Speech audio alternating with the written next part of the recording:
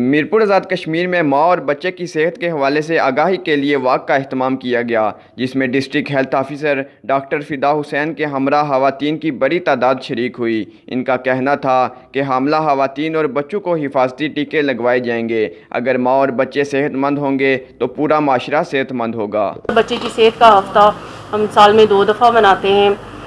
یہ اس کا second round ہے اور یہ 9 اگست سے 14 اگست تک چلے گا۔ اس میں مین فوکس تو ماں اور بچے کی صحت ہے۔ حاملہ خواتین کو انجیکشنز لگائے جاتے ہیں، بچوں کو پیٹ کے کیڑوں کی گولیاں کھلائی جاتی ہیں اور بچوں میں دست اور اسہال کی بیماری سے بچاؤ کے طریقے بتائے جاتے ہیں۔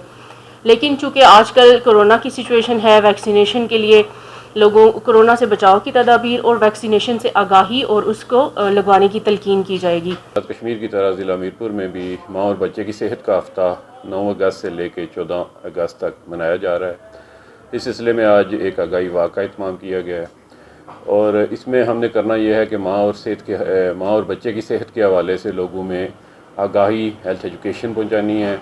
جو حاملہ خواتین ہیں ان کو تشنج کے ٹیکے لگانے ہیں، جو چھوٹے بچے ہیں ان کو پیٹ کے کیڑوں کی گولیاں اور حفاظتی ٹیکہ جات لگائے جائیں گے۔ عماد چودھری، K7 میرپور آزاد کشمیر۔